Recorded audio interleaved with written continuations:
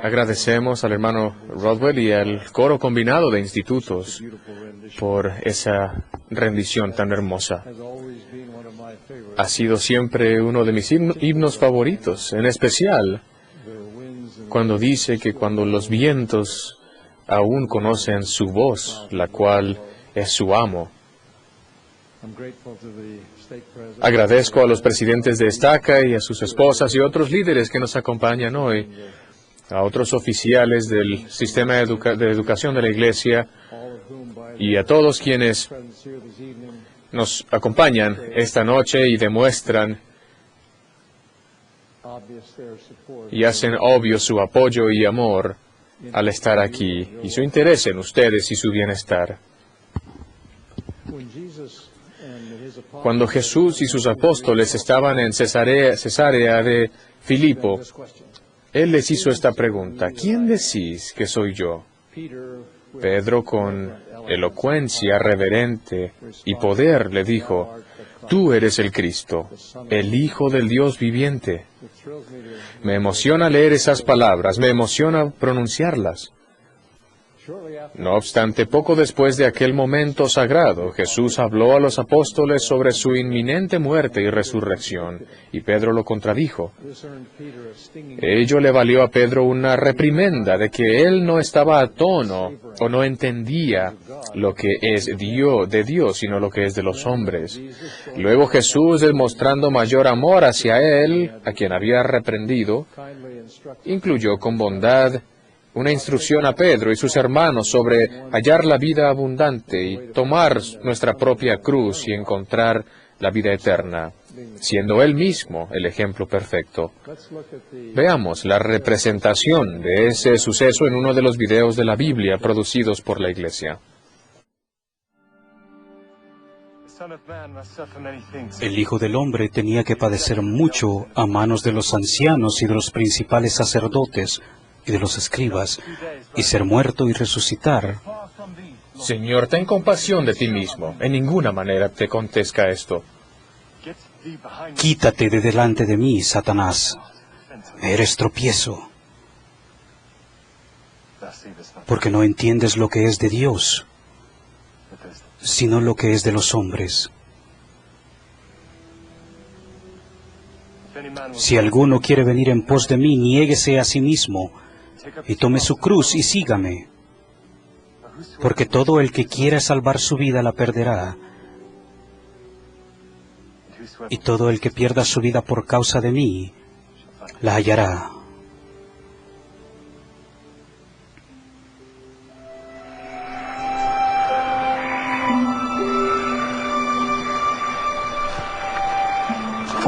Porque ¿qué aprovechará al hombre si ganara todo el mundo y perdiere su alma? ¿O qué recompensa dará el hombre por su alma? Porque el Hijo del Hombre vendrá en la gloria de su Padre con sus ángeles, y entonces pagará a cada uno conforme a sus obras.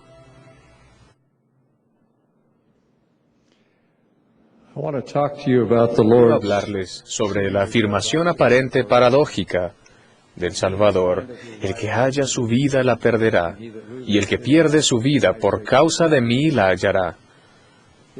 En ella se enseña una doctrina elocuente y trascendental que debemos entender y aplicar. Un profesor ofrece esta reflexión: así como los cielos son más altos que la tierra, la obra de Dios en tu vida es mayor que la historia que a ti te gustaría que narre tu vida. Su vida es mayor que tus planes, objetivos o temores. Para salvar la vida, tendrás que dejar de lado tu historia y minuto a minuto, día a día, regresarle tu vida a Él. Cuanto más pienso en ello, más me asombra con cuánta constancia entregó Jesús su vida al Padre, con cuánta perfección perdió su vida para hacer la voluntad del Padre, en la vida como en la muerte. Es precisamente lo opuesto a la actitud y el método de Satanás, tan extendidamente adoptados en el mundo egoísta en el que vivimos. En los concilios preterrenales, al ofrecerse para cumplir la función de Salvador en el plan del Padre, Jesús dijo: Padre, hágase tu voluntad y sea tuya la gloria para siempre. Lucifer, por el contrario, dijo, heme aquí, envíame a mí. Seré tu hijo y redimiré a todo el género humano, de modo que no se perderá ni una sola alma, y de seguro lo haré. Dame, pues, tu honra. El mandamiento de Cristo de seguirle es rechazar otra vez el modelo satánico y perder nuestra vida en aras de la vida real, de la vida auténtica, de la vida que nos posibilita el reino celestial que Dios desea para cada uno de nosotros. Dicha vida bendecirá a todas las personas con las que entremos en contacto y nos hará santos. Según nuestra limitada visión en una vida que excede la comprensión, ciertamente cosas que ojo no vio, ni oído oyó, ni han subido al corazón del hombre, son las cosas que Dios ha preparado para quienes le aman.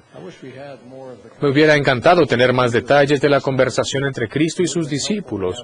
Nos hubiese ayudado a comprender mejor el significado de la práctica de perder la vida por su causa y encontrarla.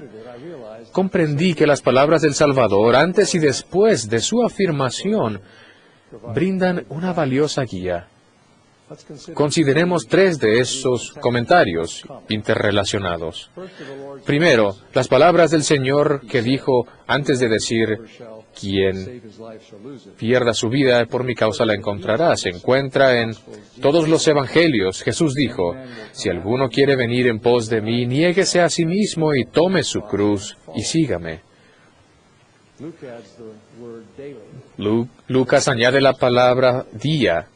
Tome su cruz cada día. En la traducción de José Smith de Mateo se amplía esa declaración con la definición del Señor de lo que significa tomar la cruz propia.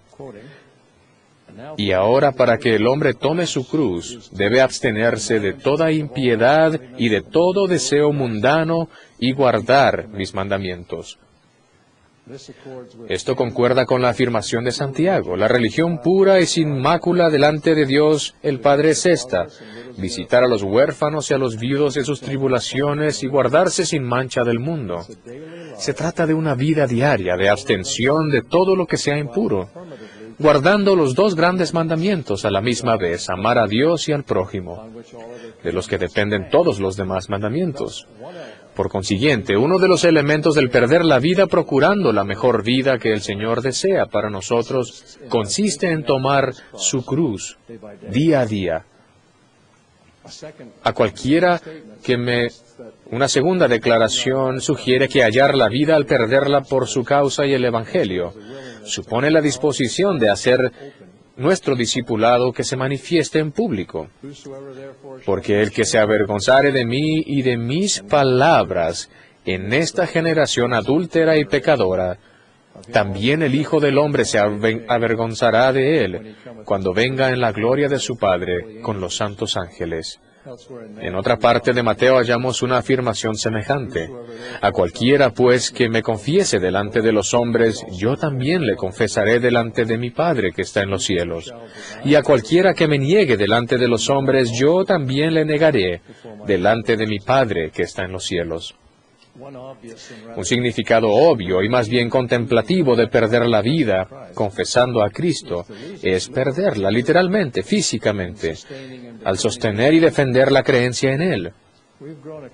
Nos hemos acostumbrado a considerar que ese requisito extremo corresponde a la historia al leer sobre mártires de épocas pasadas, entre ellos los apóstoles de antaño. Pero ahora vemos que lo que era algo histórico está llegando al presente. Hay informes de noticias de Irak y Siria que hablan de extremistas islámicos que expulsaron de sus casas o asesinaron a cientos de personas cristianas y otras minorías durante los últimos meses. Los terroristas exigen que esos cristianos se conviertan al islamismo o que abandonen sus poblados o mueran. Los cristianos no lo negarán. Muchos han huido y algunos han sido asesinados. Sin duda, esas almas estarán entre aquellas de quienes el Salvador no se avergonzará en confesar delante de su Padre en el futuro. No sabemos lo que el futuro podría depararnos, pero si alguno de nosotros debe afrontar la desgracia de perder la vida en la causa del Maestro, confío en que mostremos el mismo valor y lealtad. No obstante, la aplicación más común y a veces más difícil de la enseñanza del Salvador se relaciona con la manera en que vivimos día a día. Concierne las palabras que decimos, el ejemplo que damos. Nuestra vida debe confesar a Cristo, y junto con nuestras palabras debe testificar de nuestra fe en Él y nuestra devoción a Él. Y ese testimonio se debe defender con resolución ante la burla, la discriminación o la difamación por parte de quienes se oponen a Él, en esta generación adúltera y pecadora, como la llamó el Salvador. En una ocasión diferente, el Salvador dijo esta declaración en cuanto a nuestra lealtad. No penséis que he venido para traer paz a la tierra. No he venido para traer paz, sino espada. Porque he venido para poner en disensión al hombre contra su padre, y a la hija contra su madre, y a la nuera contra su suegra. Y los enemigos del hombre serán los de su casa. El que ama al padre o a la madre más que a mí, no es digno de mí. Y el que ama al hijo o a la hija más que a mí, no es digno de mí. Y el que no toma su cruz y sigue en pos de mí, no es digno de mí. Decir que no ha venido para traer paz, sino más bien espada, parece en principio una contradicción a los pasajes que se refieren a Cristo como el príncipe de paz, y a lo proclamado en su nacimiento. Gloria a Dios en las alturas y en la tierra paz, buena voluntad para con los hombres, y otras referencias bien conocidas como la paz os dejo, mi paz os doy. Creo, cierto es que Cristo vino a traer paz, la paz entre el creyente y Dios, y la paz entre los hombres. Sin embargo, el resultado inevitable de la venida de Cristo es el conflicto. El conflicto entre Cristo y el anticristo, entre la luz y las tinieblas, entre los hijos de Cristo y los hijos del diablo. Dicho conflicto puede ocurrir incluso entre los miembros de una misma familia. Estoy seguro de que algunos de ustedes, en nuestra audiencia de todo el mundo esta noche, han experimentado personalmente lo que el Señor expresa en estos versículos. Han sido quizás rechazados por sus padres o sus madres, hermanos o hermanas, y aislados a medida que aceptan el Evangelio de Cristo y hacen convenios con Él. De una u otra manera, la primacía de su amor por Cristo ha requerido el sacrificio de relaciones que les eran preciadas, y han derramado muchas lágrimas. Sin embargo, aunque no merma el amor que sienten, se mantienen firmes bajo esa cruz, demostrando que no se avergüenzan del Hijo de Dios. Hace unos 3 años, un miembro de la iglesia entregó un ejemplar del Libro de Mormón a un amigo Amish de Ohio. El amigo empezó a leer el libro ávidamente. Durante 3 días no deseaba más que leer el Libro de Mormón. Él y su esposa se bautizaron, y en el término de 7 meses, 3 matrimonios Amish se convirtieron y bautizaron en la iglesia. Sus hijos se bautizaron algunos meses después. Esas 3 familias decidieron permanecer en su comunidad y mantener su forma de vida Amish, aunque habían dejado dicha religión. Sin embargo, como resultado de bautizarse, se vieron sujetos al aislamiento por parte de sus vecinos y amigos. El aislamiento implica que nadie de la comunidad Amish les hable, ni trabaje, ni comercie, ni se relacione con ellos de ninguna manera. Incluye no solo a los amigos, sino también a los miembros de la familia, hermanos, padres y abuelos. Al principio, aquellos santos Amish se sintieron muy solos y aislados, cuando incluso sus hijos se vieron sujetos al aislamiento y la expulsión de las escuelas por haberse bautizado y ser miembros de la Iglesia de Jesucristo de los Santos de los Últimos Días. Los hijos han soportado el aislamiento por parte de los abuelos, primos y vecinos cercanos. Tampoco algunos de los hijos más grandes de esas familias Amish que no han aceptado el Evangelio les hablan, ni se relacionan con sus padres, ni los aceptan como tales. Estas familias han batallado para recuperarse de los efectos sociales y económicos, pero están logrando éxito. Su fe se mantiene firme. La adversidad y la oposición del aislamiento han causado que sean firmes e inmutables. Un año después de bautizarse, las familias se sellaron en el templo y siguen asistiendo fielmente al templo cada semana. Han hallado fortaleza en recibir las ordenanzas y concertar y honrar sus convenios. Todos están activos en sus congregaciones, en su congregación, y siguen buscando maneras de compartir la luz y el conocimiento del Evangelio con su familia extendida y comunidad mediante actos de bondad y servicio. Sí, el costo de unirse a la Iglesia de Jesucristo puede ser muy alto, pero la admonición de preferir a Cristo por encima de todos los demás, aún de nuestros familiares más cercanos, se aplica a quienes quizás hayan nacido en el convenio. Muchos de nosotros han llegado a ser miembros de la Iglesia sin oposición, tal vez en la infancia. El reto que podríamos afrontar es mantenernos leales al Salvador y su Iglesia, ante padres, parientes políticos, hermanos, incluso hijos, cuyas conductas, creencias o decisiones hagan imposible que los apoyemos a ellos y a Él. No es una cuestión de amor. Podemos y debemos amarnos los unos a los otros como Jesús nos ama. Como dijo, en esto conocerán todos que sois mis discípulos, si tenéis amor los unos por los otros. Sin embargo, el Señor nos recuerda, el que ama al padre o a la madre más que a mí no es digno de mí, y el que ama al hijo o a la hija más que a mí no es digno de mí. Así que, aunque el amor familiar continúa, la relación podría interrumpirse, y según las circunstancias, a veces podría suspenderse aún el apoyo o la tolerancia, por causa de nuestro amor primordial.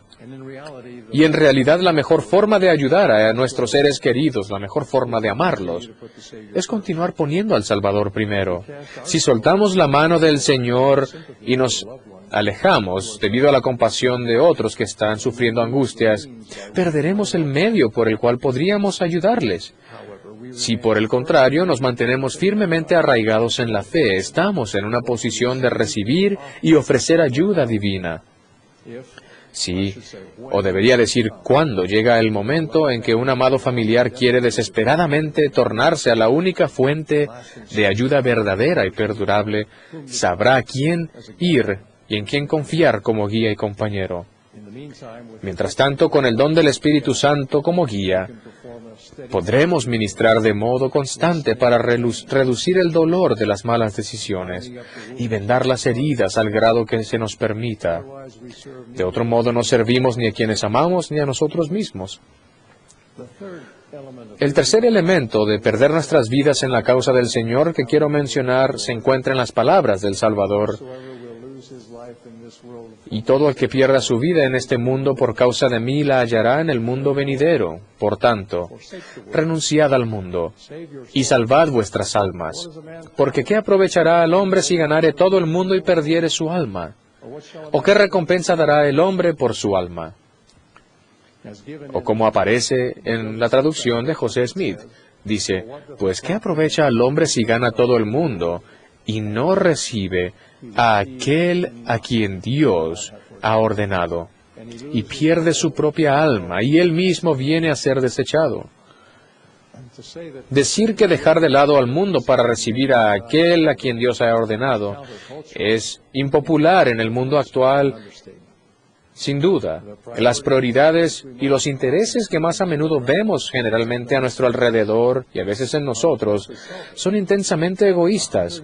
El anhelo de recibir reconocimiento, la insistente exigencia de que se respeten los derechos de uno, incluso el supuesto derecho de que no se nos ofenda.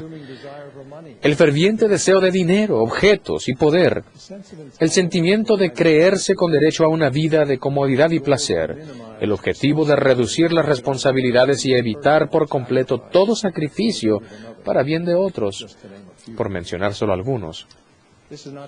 No quiere decir que no debamos procurar alcanzar el éxito ni sobresalir en empresas loables, incluso la formación y el trabajo honrado. Este año, Jed Rubenfeld y Amy Chua son marido y mujer y profesores de la Facultad de Derecho de Yale, publicaron un libro titulado El Triple Package, cómo tres tipos de personas vencen a las culturas y grupos en América. Sus 6 de los tomos en los grupos en los Estados Unidos prosperan más que otros debido a 3 características. Chua y Rubenfeld mencionan a los mormones, los judíos, los orientales, los inmigrantes de África Occidental, descendientes de aborígenes y a los cubanos, como grupos del actual Estados Unidos que poseen estas características. Al comparar dichos grupos con la sociedad estadounidense y la sociedad en general, tomando en cuenta los ingresos, logros académicos, liderazgo empresarial, logros profesionales y otros parámetros convencionales, Chua y Rubenfeld dicen: si hay un grupo en Estados Unidos que hoy en día tiene un gran éxito convencionalmente hablando, es el de los mormones. Mientras que los protestantes integran alrededor del 51% de la población del país, los 5 o 6 millones de mormones representan 1.7%. Sin embargo, una sorprendente cantidad de ellos integra la lista de los principales líderes empresariales y políticos del país. Sin duda, tales logros son loables. Pero si hemos de proteger nuestra alma, debemos recordar siempre que estos no son fines en sí, sino medios para otro fin más excelso. En nuestra religión, no hemos de ver los éxitos políticos, comerciales, académicos u otros como lo que nos define, sino como lo que posibilita el servicio a Dios y al prójimo, comenzando en el hogar y extendiéndonos hasta donde sea posible en el mundo. El desarrollo personal tiene un valor que contribuye al desarrollo de los atributos cristianos. Al evaluar el éxito, reconocemos la verdad detrás de todo lo demás, que nuestra vida le pertenece a Dios, nuestro Padre Celestial, y a Jesucristo, nuestro Redentor. El éxito significa vivir en armonía con su voluntad. El presidente Spencer W. Kimball ofreció una expresión sencilla del camino más excelente que contrasta la vida narcisista. El prestar servicio a nuestros semejantes hace más profunda y dulce esta vida mientras nos preparamos para vivir en un mundo mejor. Al embarcarnos al servicio de nuestro prójimo, no solamente los ayudamos con nuestras acciones, sino que también ponemos nuestros problemas en la debida perspectiva. Si nos preocupamos más por otras personas, tendremos menos tiempo de preocuparnos por nosotros. En medio del milagro del servicio está la promesa de Jesús de que si nos perdemos en servir, nos hallaremos a nosotros mismos. No solo nos hallamos en el sentido de reconocer la guía divina en nuestra vida, sino que cuanto más sirvamos a nuestros semejantes en la forma adecuada, más se ennoblecerá nuestra alma. Al prestar servicio nos convertimos en mejores personas. Es más fácil encontrarnos porque hay más que encontrar. Permítanme concluir con algunos ejemplos de lo que significa aplicar esto en la vida diaria. El de perder nuestra vida por su causa y encontrarnos en la vida eterna. El presidente Henry B. Eyring era rector del colegio universitario Ricks, que es ahora Brigham Young, Idaho, en junio de 1976, cuando colapsó la recientemente terminada represa Teton Dam, cercana a Rexburg. 300 millones de metros cúbicos de agua se precipitaron hacia Rexburg a 65 kilómetros por hora, arrasando todo a su paso. Muchas personas de la comunidad reaccionaron heroicamente al ayudar a los demás, aun cuando la inundación había destruido su propia casa. Sin embargo, algunos abandonaron incluso a sus seres queridos y los dejaron librados a su suerte. El presidente Eyring, quien dirigía la labor de un importante grupo de socorro, quiso comprender a qué se debía la diferencia entre la reacción heroica de algunos y la traición de otros. Encargó un estudio pequeño, pero científicamente relevante. Solo hubo algo que pudimos determinar, y luego se lo contó a un grupo de gente graduada. Los que actuaron como héroes habían sido las personas que recordaban y guardaban compromisos en las cosas pequeñas. La promesa de quedarse a limpiar tras una cena, de quedarse en la iglesia o de trabajar en una actividad de sábado destinada a ayudar al vecino. Los que abandonaron a sus familias cuando todo era difícil a menudo habían abandonado sus obligaciones cuando eran más sencillas. Tenían la costumbre de no guardar su palabra, de realizar las pequeñas cosas cuando el sacrificio que debía hacer era minúsculo. Y lo que habían dicho que habrían no hubiera resultado fácil cuando el precio fue alto. No pudieron pagarlo. La hermana Christopherson y yo conocimos a una amiga cuando estábamos en la escuela, una miembro de nuestro barrio en Carolina del Norte. Ella y su esposo tenían un joven matrimonio, ideal con niños pequeños. Eran inteligentes, atractivos y radiantes. Todos la admiraban a ella y disfrutaban relacionarse con la hermana. Unos 25 años después, cuando tenía 40 y tantos años, contrajo una forma agresiva de cáncer en el estómago que era incurable y se propagó al hígado y pulmones. A pesar de la conmoción y el pesar, conforme se acercaba rápidamente el final, escribió estas tiernas palabras a sus familiares y amigos, a quienes lamentaba mucho tener que dejar. El plan de Dios es divino y se desenvuelve tal y como Él lo ha trazado. Dado que se me escogió para atravesar esta prueba, sé que debe ser para mi bien y mi máximo gozo.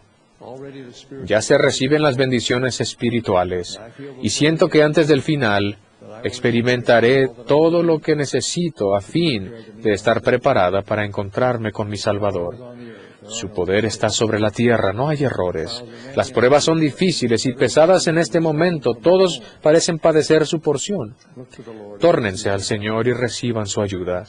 Acepten lo que les corresponda y se les retirará el dolor y sobrevendrá la paz. Cierta joven adulta decidió servir en una misión de tiempo completo. Tras haber cursado estudios universitarios y de posgrado, y después de haber participado en prestigiosos programas de estudio y de pasantías tanto en el país como en el extranjero, había cultivado la capacidad de conectarse con las personas y ponerse en los zapatos de gente de casi todos los credos, ideas, políticas y nacionalidades.